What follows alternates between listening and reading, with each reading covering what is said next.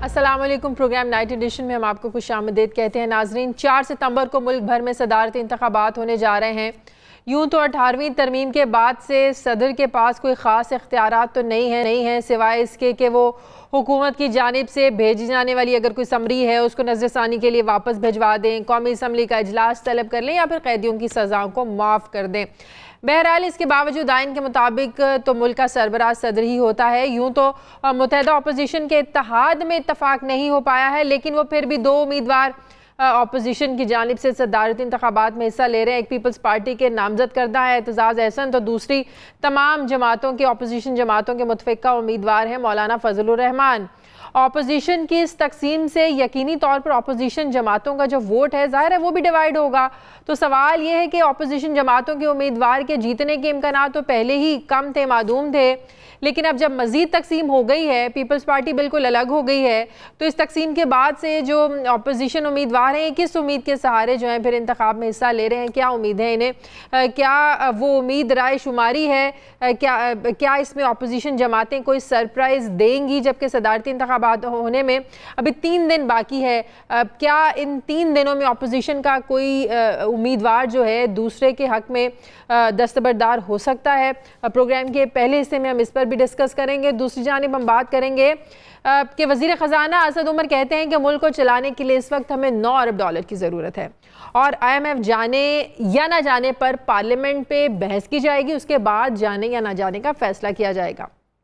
सवाल ये है कि अगर तहरीक इंसाफ की हुकूमत ने भी IMF से ही मदद मांगनी है तो मुआशी सूरत हाल में तब्दीली फिर कैसे आएगी, कहाँ से आएगी? इसहाक डार बग़ैर पूछे चले जाते थे, ये पूछ कर जाएंगे, तो फिर दोनों के IMF के पास जाने से फ़र्क क्या पड़ेगा? फिर दोनों की पॉलिसीज़ में क्या फ़र्क हुआ? और तहरीक इंसाफ जो अपोजिशन में बैठ कर मुआशी इनकलाब की बातें करती थी, अब इसकी इनकलाबी पॉलिसीज़ आखिर कहाँ गई? इस पर भी हम डिस्कस कर लेंगे। दूसरी जानिब अच्छी बात यह है कि ओवरसीज़ पाकिस्तानी के लिए एक अच्छी खबर तो ये है कि आइंदा माह होने वाले जो ज़िमनी इंतखाबात हैं उसमें वो वोट डाल सकेंगे, जिसके लिए नादरा ने एक नया वोटिंग सिस्टम मुतारिफ करवाया है जिसको पहली बार टेस्ट किया जाएगा। ओवरसीज़ पाकिस्तानी को वोट का हक़ मिलना यकीनन एक अच्छी बात है, खुशाइंद इक़दाम है, लेकिन क्या इलेक्शन कमीशन और नादरा जो RTS सिस्टम को ठीक तरीके से नहीं इस्तेमाल कर पाए, जबकि सिस्टम इस्तेमाल करने के बाद इसके ज़रिए कास्ट किए गए वोट्स को रिज़ल्ट का हिस्सा बनाना या ना बनाने का फ़ैसला किया जाएगा, क्या इससे इंतखाबी नताइज असरअंदाज होंगे? जो बेज़ाब्तगियाँ अपोजिशन के बकौल 2018 के में देखने को मिली हैं, इसका इलेक्शन कमीशन ने इस पर क्या हल निकाला है? क्या वो गलतियाँ बेज़ाब्तगियाँ कहीं ज़िमनी इंतखाबात में तो नहीं दोहराई जाएंगी?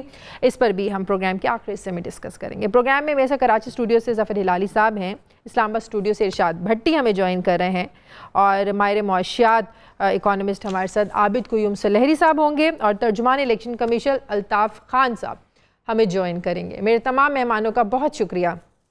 हिलाली साहब, आपसे शुरू करती हूँ। हिलाली साहब, आप भी जानते हैं जब से हुकूमत बनी है हर तरफ एक से एक ही शोर उठा कि तहरीक इंसाफ को बहुत टफ और एक बहुत बड़ी अपोजिशन का सामना करना होगा, बड़े चैलेंजेस होंगे, अपोजिशन बात बात पर तनाज़ा खड़ा करेगी।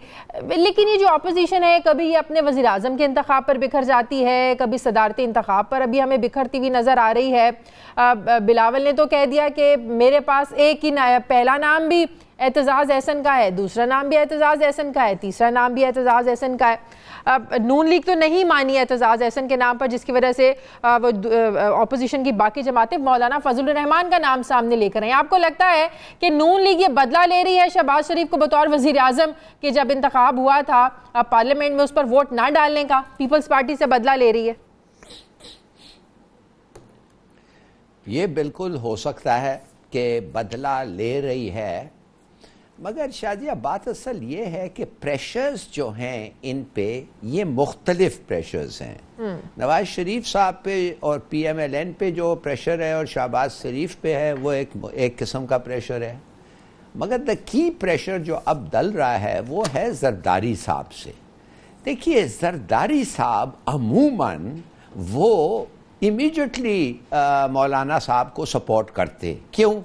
इसलिए कि उनकी बड़ी पुरानी दोस्ती है, वो पुराना उनका मिलाप है और वो पॉलिटिकल एलाइज रह चुके हैं, वो कोएलिशन पार्टनर्स रह चुके हैं 93 और 96 से। तो अमूमन मेरे ख्याल में कोई ऐसी बात नहीं होती। अगर वाकई मौलाना साहब कह रहे थे मुझे बहुत इम्पोर्टेंट है कि मैं अपनी पॉलिटिकल एग्जिस्टेंस को रखूं, कि मैं सदर के जॉब के लिए खड़ा हूं और आपका मुझे सपोर्ट चाहिए, तो ये वो कर देते। मगर दो प्रेशर्स अब आ गए हैं। एक तो वो $24 बिलियन मनी लॉन्ड्रिंग स्कैम है, उस पे मेरे ख्याल में इतना वो उनके लिए वो नहीं समझते इतना डेंजरस है जितना वो क्लिफ्टन लैंड स्कैंडल जो अब आया है वो डेंजरस है।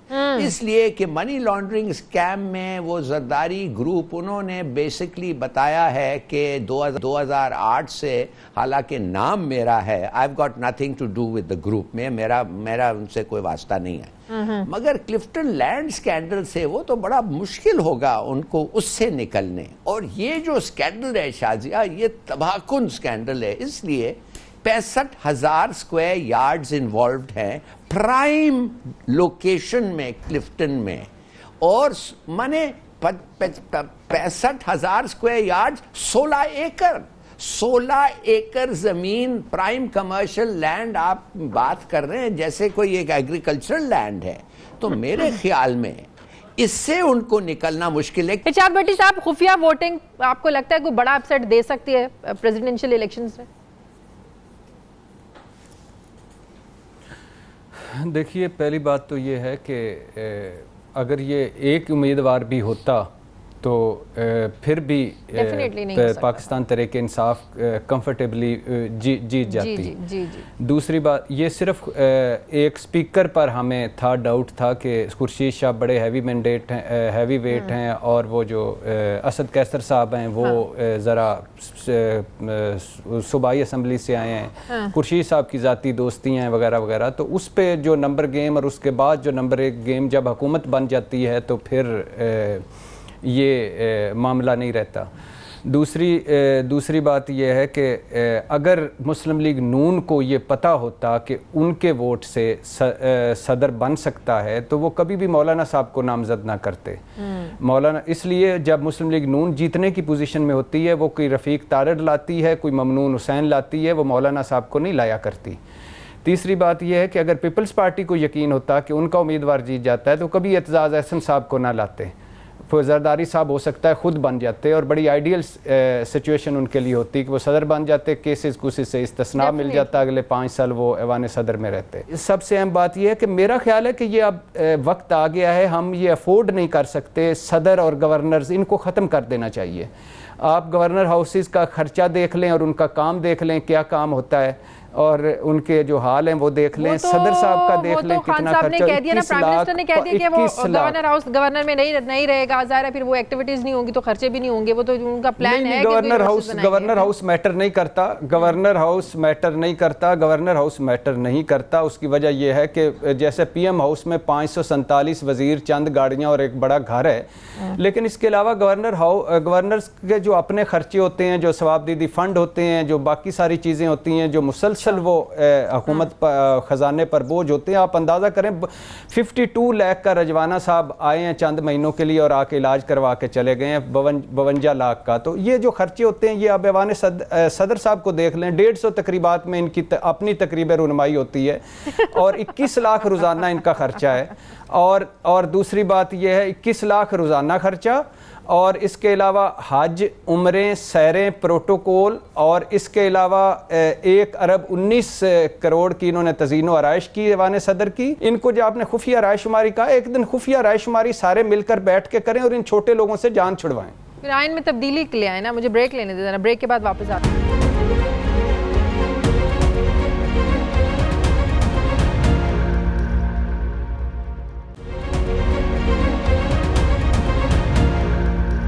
ब्रेक के बाद खुशामदीद। हिलाली साहब, ज़रा इस पर भी थोड़ी बात कर लें। क्या चीफ जस्टिस क्लिफ्टन के अस्पताल में अचानक उन्होंने दौरा किया, अनवर मजीद के कमरे में भी गए, लवाई साहब के कमरे में भी गए, शर्जील मेमन के कमरे में गए तो बहुत भरम हो गए क्योंकि वहाँ से शराब की बोतलें मिली। नासिर हुसैन शाह साहब मैदान में आते हैं तो कहते हैं जी शराब की एक बोतल में जैतून का तेल था, दूसरी बोतल में शहद था। जरदारी साहब नाराज़ हो जाते हैं, कहते हैं ये क्या बात हुई अचानक से दौरा, जुडिशल एक्टिविज़म इसको कहा जा रहा है। एक तरह से अगर देखा जाए तो वो एक सब जेल थी ना, पुलिस का भी पहरा है वहाँ पर और इतनी सख्ती है वहाँ पर, जहाँ पर शर्जील मेमन भी थे और यहाँ शराब की बोतलें मिलती हैं। तो आपको क्या लगता है ये जो नासिर हुसैन ने जो सारी स्टेटमेंट दी है, क्या ये इतना आसान है इसको मानना?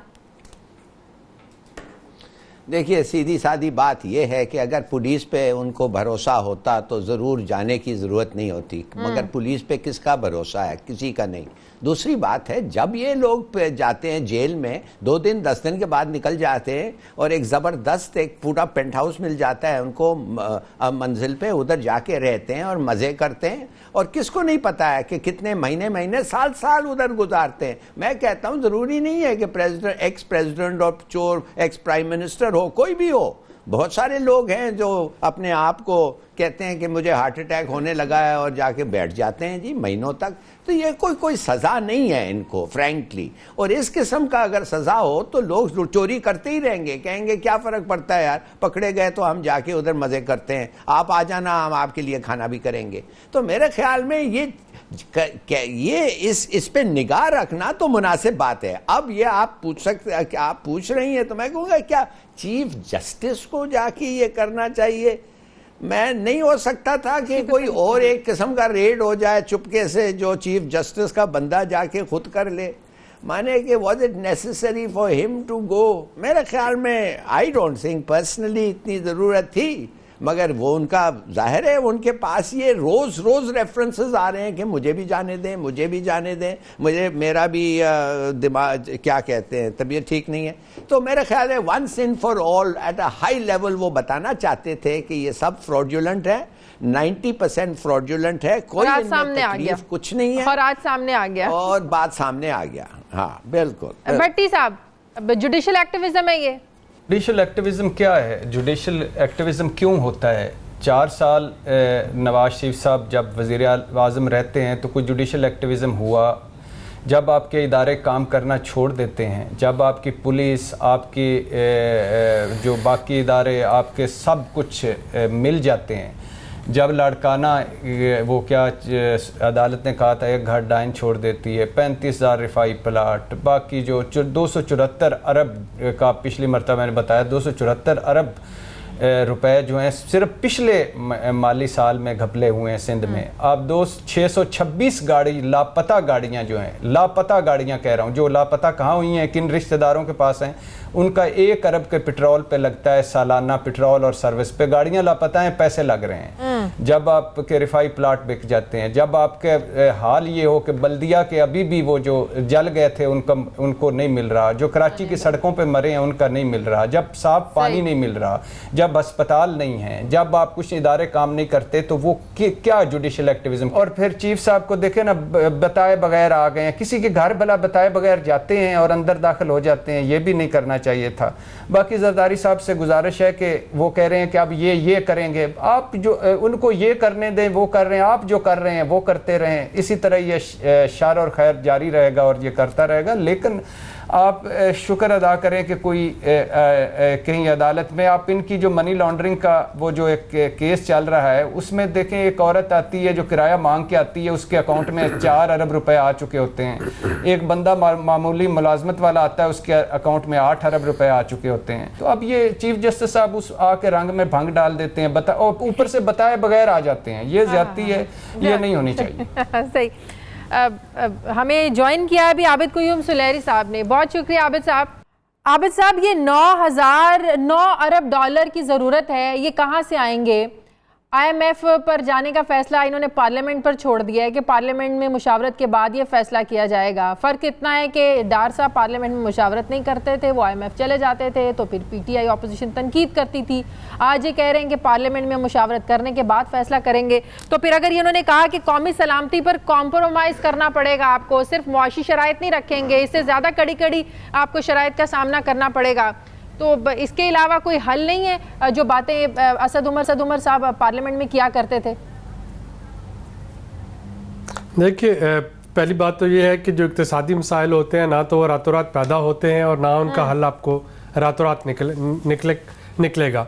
तो ये चीज़ें जो होती हैं ये over the period of time गंभीर सिचुएशन बनती है इकनॉमिक इश्यूज़ की, और इसको जाते जाते भी वक्त लगेगा। इस साल को अगर आप देखें तो इस वक्त $21 बिलियन टोटल चाहिए, उस 20 से $21 बिलियन, उसमें से $4.5 बिलियन जो है वो आपको इस्लामिक डेवलपमेंट बैंक से आने की उम्मीद है। $2 बिलियन जो है वो बैंक ऑफ चाइना दे रहा है। $2 बिलियन के यूरो बॉन्ड जो है वो बेचे जाएंगे। $1 बिलियन जो है वो डायस्पोरा बॉन्ड से निकलेगा।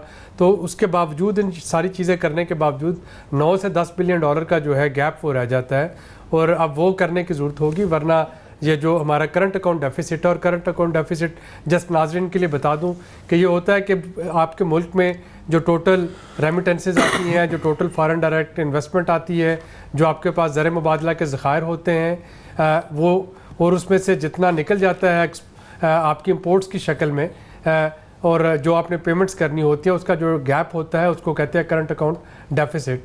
और हमारा करंट अकाउंट डेफिसिट जो है वो $21 अरब को पहुंच चुका है, एक हिस्टोरिक करंट अकाउंट डेफिसिट पहुंच चुका है। तो उसमें अभी भी गैप जो है वो रहेगा जो 9 से 10 अरब डॉलर का, और उसके लिए IMF इज़ वन ऑप्शन। अगर उसके अलावा कोई टर्की से, कोई सऊदी अरब से, किसी और जगह से कुछ मिलता है तो वो एक सेकंड ऑप्शन है। लेकिन आप समझते हैं कि IMF के पास जाना ज़रूरी है? ये जाना पड़ेगा। अगर हम नहीं जाएंगे, आपको IMF का लेटर ऑफ कंफर्ट अगर नहीं मिलेगा, तो एक तो हमारी क्रेडिट रेटिंग जो है ये मजीद नेगेटिव हो जाएगी। तो बात तो फिर वो हो जाएगा ना कि आपको अपनी बहुत सी पॉलिसीज पे कॉम्प्रोमाइज करना पड़ेगा, जिस पर तनकीद हमेशा से PTI करती आई है। शायद बहुत सी चीज़ें जब अपोजिशन में होती हैं तो वो एक अपोजिशन के रंग में उनमें बात की जाती है, लेकिन जब आप ट्रायरी बेंचेस पे बैठ के बात कर रहे होते हैं तो वहाँ पे ज़मीनी हक़ाइक़ जो हैं वो ज़्यादा इंपॉर्टेंट हो जाते हैं। और ज़मीनी हक़ाइक़ इस वक्त हमारे यही हैं कि हमें IMF के पास शायद जाना पड़ जाएगा, क्योंकि इसके अलावा जो आपके पास लाइफ लाइन रह जाती है वो यही है कि दोस्त ममालिक से अमदाद। और दोस्त ममालिक जो है वो सऊदी अरब है या टर्की है। वो दोनों, सऊदी अरब में इस वक्त जो कतर के साथ मामला दरपेश है, और पाकिस्तान में जो ईरान को ऑलरेडी हम एक वार्म वेलकम दे चुके हैं वज़ीर ख़ारजा को। पाकिस्तान चाहता है कि एक न्यूट्रल ताल्लुकात रखे अब ईरान के साथ भी, सऊदी अरेबिया के साथ भी। तो उसकी वजह से मुझे नहीं लगता कि Saudi Arab out of the way जाके कुछ पैसे दे रहा होगा। टर्की जो है वो अपने मसाइल में फंसा हुआ है इस वक्त। तो यकीनी तौर पे अब जो थर्ड ऑप्शन बचती है वो IMF ही है।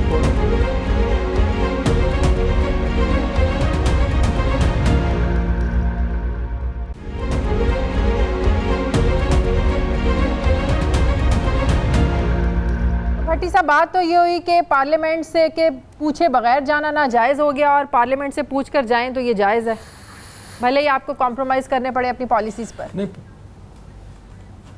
नहीं, पहली बात ये है कि बड़ी अच्छी बात है, ये तो हम इस हक में हैं कि आप जो कुछ करने जा रहे हैं वो पार्लियामेंट को बताना चाहिए, वो कैबिनेट को बताना चाहिए, वो आपको और जो मामले ऐसे हैं कि जो कौम के सामने रखने चाहिए वो भी रखने चाहिए, पता चलना चाहिए। ये नहीं होना चाहिए कि बाला पता ही कोई नहीं है, पता चले मोटरवे गिरवी रखा जा चुका है, पता चले इमारतें गिरवी रखी जा रही हैं, पता चले कि स्कूक बांड ले लिए गए, आखिरी दिन शायद खकान अब्बासी साहब $2 अरब की हुकूमत मकरूज़ कर गई। तो वो तो है, ये तो अच्छी बात है। दूसरी बात है कि जब अभी हम कल वो वज़ीर-ए-आज़म से वो मिले तो उन्होंने जो एंड पे कहा कि मुझे 2 बड़े मसाइल का सामना है। एक मसाइल हैं कर्ज़े और दूसरा मसला है एनर्जी क्राइसिस। तो मैं उन्होंने कहा कि उमर असद उनकी टीम काम कर रही है और वो एक सलूशन ला रही है जो हम पार्लियामेंट में डिस्कस करेंगे। अभी तक हमने डिसाइड नहीं किया कि हम IMF के पास जाएंगे या नहीं जाएंगे। लेकिन तीसरी जो बात है कि अब भिखारियों की, भूख नंगों की क्या चॉइसेस होती हैं, हमारी क्या खुद मुख्तारी, हमारी क्या इज़्ज़त, यानी गंजी नाएगी क्या, निचोड़ेगी क्या, हमारी औकात क्या है, हैसियत क्या है। अभी तो आप IMF के पास अगर जाने का इरादा रखते हैं या चले जाएंगे तो क्या आगे IMF बाहर खड़ा होगा प्रेसिडेंट के, आओ जी मैं तो इससे इंतज़ार है निक्के नोट वड्डियाँ तब्दील करवा के थोड़े वास्ते बैठा सी। अमेरिका ने कहा हुआ है IMF को कि इनको कर्जे ना दें। और दूसरी बात यह है कि और बड़े आपके जो दोस्त ममालिक हैं, आपकी जो देखते हैं, जब आपका करप्शन लेवल देखते हैं, आपके लीडरों के इंटरेस्ट देखते हैं, जब आपकी कौम की हालत देखते हैं, जब आपकी शाही खर्चियाँ देखते हैं, तो फिर वो भी हाथ हटा देते हैं। वो कहते हैं कि छोड़ें कोई हम सैलाब ज़दगान के लिए एक हार देते हैं तो वज़ीर आज़म लेके चला जाता है, कोई तोहफ़ा देते हैं तो वो अपने घर पे लग जाता है। आप इनके आगे लंदन, अमेरिका, मलेशिया तक जो दादे हैं और ये अभी कर्ज़े मांगते हैं, 400 बंदों का वफ्द लाते हैं, 5 स्टार होटलों में ठहरते हैं और लेने आते हैं कर्ज़े। तो ये वो भी कहते हैं इतने शाही भिखारियों को ज़रा दूर ही रखो। तो ये बड़ा डिफ़िकल्ट टास्क है, बहुत डिफ़िकल्ट। पहले साल अभी जैसे वज़ीर आज़म ने वो कहा, हमें उनकी पॉलिटिकल तकर्रियों, ब्यूरोक्रेसी जो उन्होंने लगाई है, जो उनके पहले 10-12 दिनों में हैज़र्ड्स और कन्फ्यूजन है, उस पर बड़े तहफ़्फ़ुज़ात हैं। लेकिन ये है कि अभी कल उनको 5th डे था, working day in prime minister office. तो अभी पहला साल देखते हैं क्या करते हैं, वो क्या करते हैं। जिस मुल्क के कर्जे के सूद देना मुश्किल हो रहा हो उसने क्या करना है, आप आगे ये पूरे चलाना है। यानी एक महकमा आप अंदाज़ा करें, एक महकमा 10-10 महकमे बने हुए हैं। एक जहाँ 100 बंदों की ज़रूरत है वहाँ 4000 बंदे हैं और बेरोज़गारों की लंबी लाइन लगी हुई है और धड़ाधड़ यूथ जो है वो फारिग हो रही है, तो वो सारा कर रहे हैं। वापडा का जो बिजली चोरी छोड़ दें, जो बिजली ज़ाया हो रही है तारों में और वो सारों में, तो हमारा तो 10 अरब डॉलर रोज़ाना की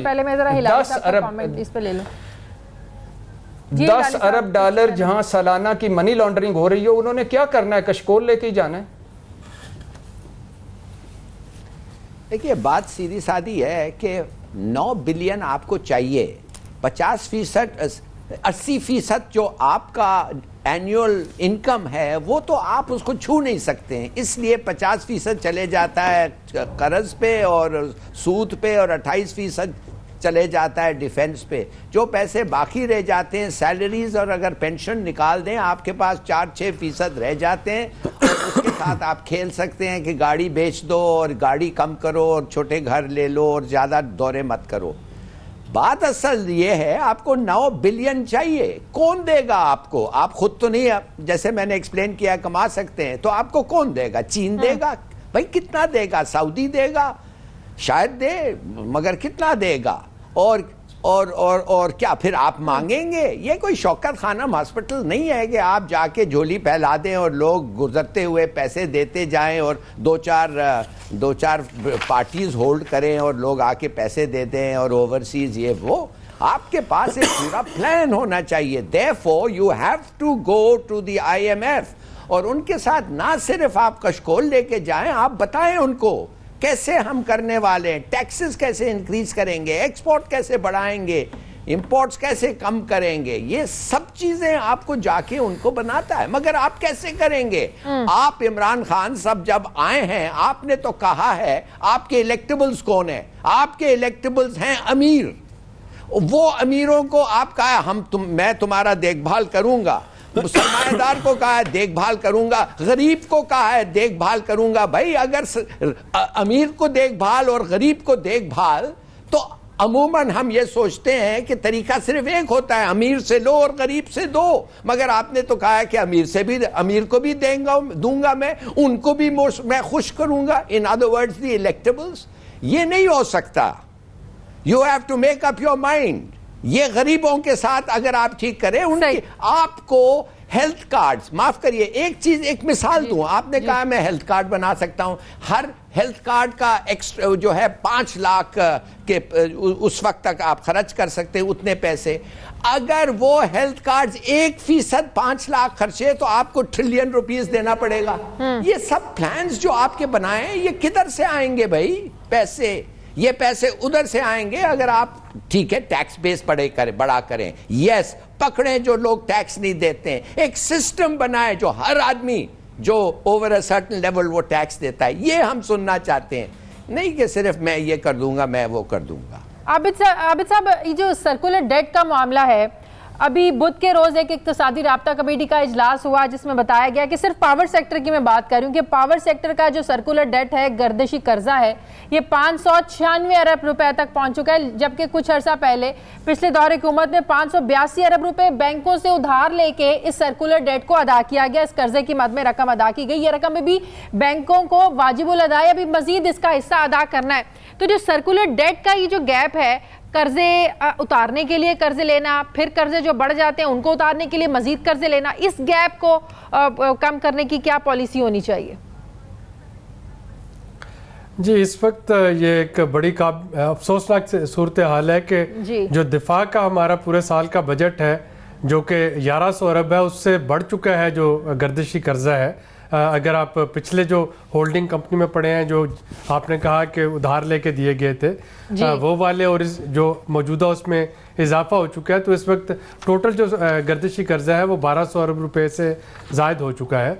अब गर्दिशी कर्जा जो है उसको थोड़ी देर के लिए कम तो किया जा सकता है, लेकिन मौजूदा एनर्जी मिक्स के साथ उसको ख़त्म नहीं किया जा सकता, क्योंकि आप महंगी बिजली पैदा करके हम सस्ते दामों बेच रहे हैं। फिर वो जो बिजली है 32% के करीब, उसमें से ट्रांसमिशन और डिस्ट्रीब्यूशन लॉसेस भी हो रहे हैं। लोग जो हैं वो अपने बिल भी पूरे नहीं दे रहे, कुंडे भी लग रहे हैं। लाइन लॉसेस पर काबू नहीं कर रहे आप, कोई भी दुकान, सबसे बड़ा मसला। तो कोई भी दुकान या कोई भी कारोबार अगर आप शुरू करें जिसमें कि लागत जो है वो ज़्यादा हो और फिर आप उसको सस्ते दामों बेच रहे हो, तो फिर उसमें कर्जे ही चढ़ेंगे।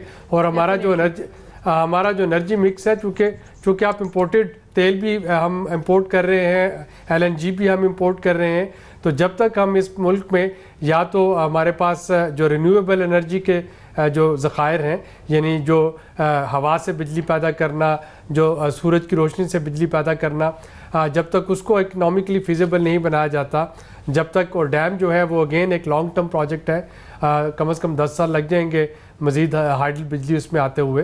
तो इस वक्त एनर्जी मिक्स को बेहतर बनाने के लिए फौरी तौर पर रिन्यूएबल की तरफ जाना होगा, वरना ये गर्दिशी कर्जे एक दफ़ा ख़त्म होंगे, साल बाद ये दोबारा से आ रहे होंगे और बढ़ते जाएंगे। और पिछले 5 सालों में ज़्यादा जो फोकस रहा वो था जनरेशन पे।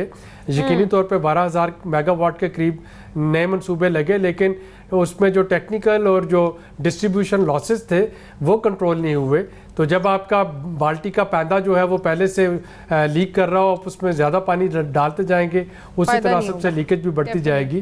तो उसकी वजह से भी हमारे गर्दिशी कर्जे जो हैं वो मज़ीद बढ़ गए। बहुत शुक्रिया आबिद सुलैही साहब। आप प्रोग्राम में एक ब्रेक लेनी है, ब्रेक के बाद जब वापस आएंगे तो तर्जुमान इलेक्शन कमीशन अल्ताफ खान साहब हमारे साथ होंगे।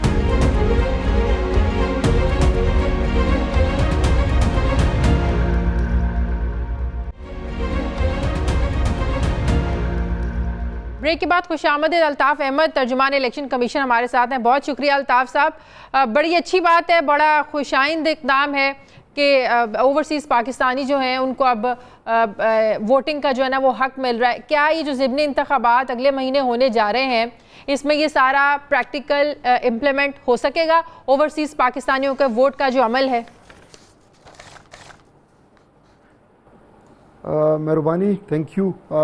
जी बिल्कुल, ये 37 जहाँ पर बाई इलेक्शंस हो रहे हैं, 37 कॉन्स्टिट्यूंसीज़ हैं, जिसमें से 11 कॉन्स्टिट्यूंसीज़ नेशनल असम्बली के हैं और 26 कॉन्स्टिट्यूंसीज़ जो हैं वो प्रोविंशियल असम्बलीज़ के हैं। हाँ जी। इसमें फंडामेंटली मैं आपको कुछ चीज़ें बहुत ज़्यादा इंपॉर्टेंट है जो आपकी वसातत से पूरी हमारे जितने भी समंदर पार पाकिस्तानी भाई हैं बहन हैं वो भी अगर सुन सके, उसमें 3 चीज़ें प्री रिक्विजिट्स हैं। एक नंबर 1 के you must be having your NICOP आपके पास होना चाहिए, national identity card for overseas Pakistanis. Number 2 ये है कि जी MRP मशीन रीडेबल पासपोर्ट होना चाहिए। और थर्ड ये कि आप उसी कॉन्स्टिट्यूंसी से हो जहां पर बाई इलेक्शन कंडक्ट हो रहा है। इसमें ये एक मसला आ सकता है कि बहुत सारे लोगों को ये शिकायत होगी कि जी ये तो हमारे तो रजिस्ट्रेशन नहीं हो रही।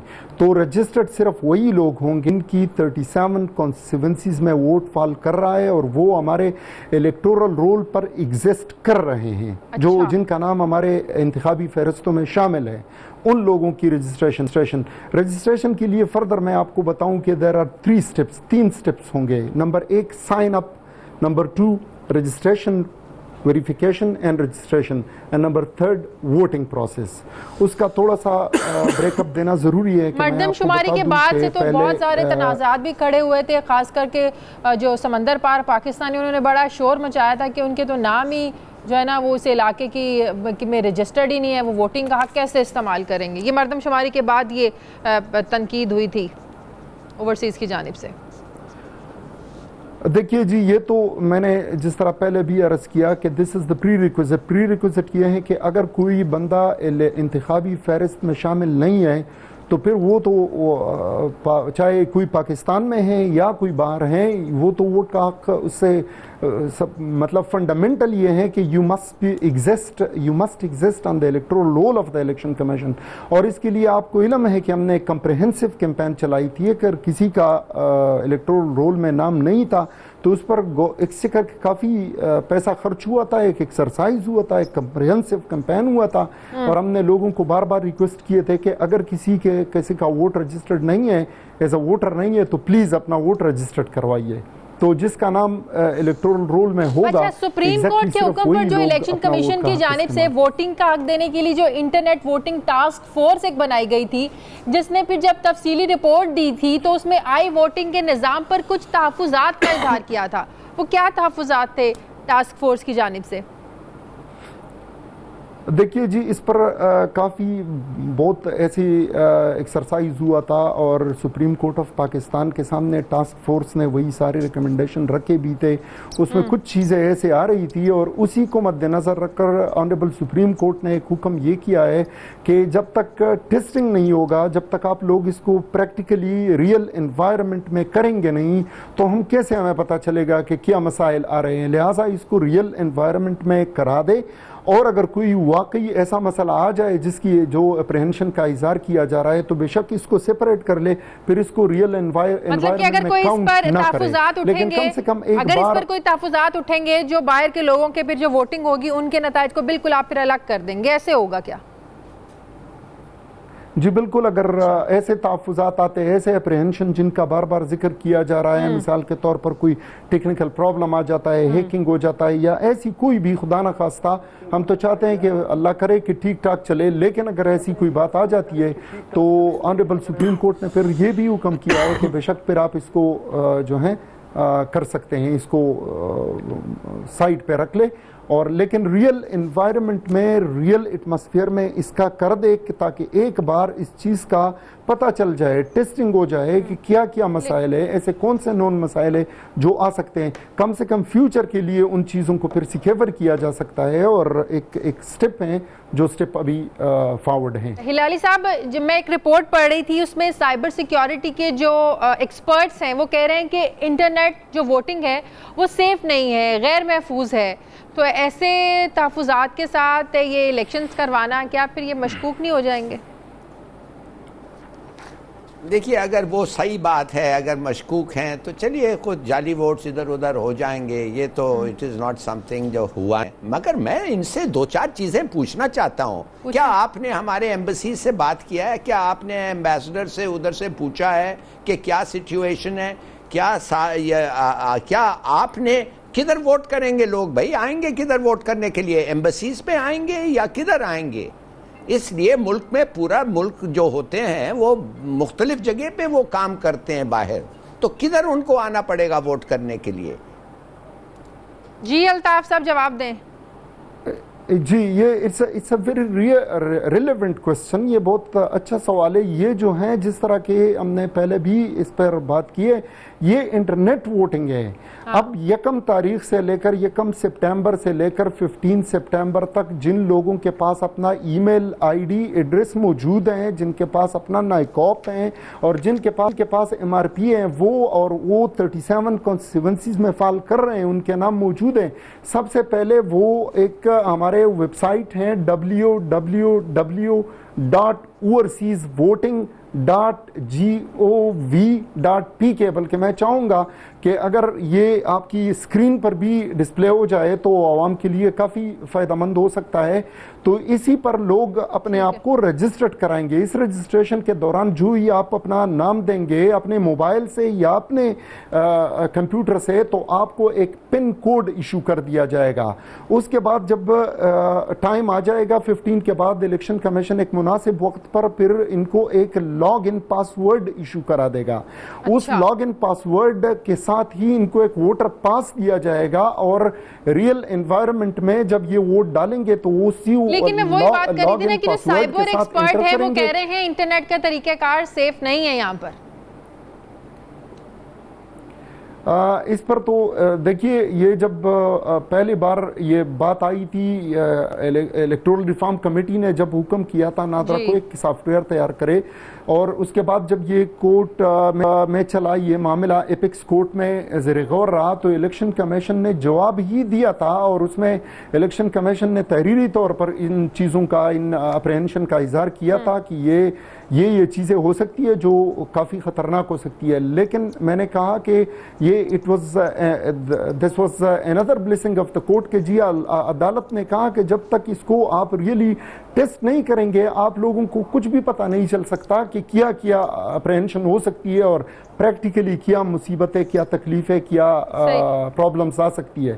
सो let's have the practical step of it, let's have a practical test of it, and लेकिन मेरा सवाल तो एक ही है भट्टी साहब, जो नादरा इलेक्शन कमीशन एक आरटीएस सिस्टम को एक दिन के लिए जो है ना वो कामयाब नहीं कर पाए, उसको सही तरीके से इम्प्लीमेंट नहीं कर पाए, तो नया एक पहली बार जो सिस्टम इंट्रोड्यूस करवाने जा रहे हैं ओवरसीज़ के लिए, ये कैसे सक्सेसफुल रहेगा? अल्लाह के फजल से बेफिक्र हो जाएं। ये एक पुल सरात है जिससे बाहर वाले लोगों को गुजरना पड़ेगा। नायकाप वो होना वो तो ठीक है, MRP होना ठीक है, हल्के में अल्हम्दुलिल्लाह उस हल्के में वोट होना, और फिर उस मशीन के ज़रिए आप वो वोट कास्ट कर सकें, और बड़ा मुश्किल है, वो पुल सरात है जिससे उनको गुजरना पड़ेगा। आप भी यही होंगे, मैं भी यही हूँ, हमारी वक्त पे कोई मशीन काम नहीं करती, वक्त पे हमारा कोई तरकीब तदबीर काम नहीं करती, और फिर उसके बाद रोंदू रोते रहेंगे और आगे बढ़ते रहेंगे। हिलाली साहब कुछ कह रहे हैं? देखिए, मैं जल्दी से 2 पॉइंट्स कहना चाहता हूँ। भाई साहब, आप समझिए, 1 लाख पाकिस्तानी है, मिसाल के तौर पे इटली पे। आप समझते हैं कि अगर 1 लाख पाकिस्तानी 50,000 भी उधर से वोट करें, और ज़्यादातर 3 डिस्ट्रिक्ट्स पंजाब के जो हैं उधर से आते हैं, आप समझते हैं दे कैन बी डिसाइसिव, एक रिजल्ट उनके वोटिंग से इम्पैक्ट होगा। 6-7 हज़ार वोट्स होते हैं, 70 सीट्स पाकिस्तान में 6-7 हज़ार वोट से बदल सकते हैं। मैं कहता हूं, अगर आपकी साइबर सिक्योरिटी ठीक नहीं है, कोई और मुल्क के लोग जो हैं वो इलेक्शन को डिसाइसिवली इन्फ्लुएंस कर सकते हैं। कहने की बात सिर्फ यह है, खुदा के लिए टेस्ट रन 1 नहीं, 2 नहीं, 3 मुख्तलिफ टेस्ट रन करें। और मेरे ख्याल में आपको ये जो साइबर सिक्योरिटी का आपके पास अगर इतनी एक्सपर्टीज है तो मैं हैरान हूँगा, मगर मैं इनसे एग्री करता हूँ भट्टी साहब से कि ये इलेक्शन में नहीं होगा, अगले इलेक्शन में भी अगर हो तो बहुत सारे ऐसे इल्जामात आएंगे कि दूसरे मुल्क ने वोटिंग करके पाकिस्तान का इलेक्शन का पूरा थ्रस्ट बदल दिया है। अल्ताफ साहब, ये सारा सिस्टम ये ट्राई में कब लेकर आएंगे? ये आप लोग क्या इसको कितनी दफ़ा आप इसको ट्राई कर चुके हैं, या अभी इसको करना है? क्योंकि 1 महीने के बाद ज़िमनी इलेक्शंस हैं। क़यामत से 2 दिन पहले। देखिए जी, ये इसमें तो कोई वो वाली बात नहीं है। तो honourable supreme court of Pakistan ने डायरेक्शन इशू कर दिया है, it's a crystal clear black and white direction. यही तो मसला है कि डायरेक्शन के बगैर काम नहीं करते इलेक्शंस। यही तो मसला है कि जब तक सुप्रीम कोर्ट की डायरेक्शन आए तो काम होता नहीं है। देखिए, जब ऑनरेबल सुप्रीम कोर्ट ने हुक्म किया है तो वो तो बाइंडिंग है, हमने तो बहरहाल ये इलेक्शन कराना है इस मुल्क को। तो हाँ, मैंने कहा कि पहले भी मैंने अर्ज किया, नहीं पहले भी मैंने अर्ज किया कि ऑनरेबल सुप्रीम कोर्ट ने इसमें यह कहा है कि अगर ऐसी कोई बात आ जाती है जिससे अप्रहेंशंस की बात हो रही है तो जाहिर है फिर इसको अलग कर देंगे। लेकिन हम फिर भी आपको कहते हैं best of luck. Thank you.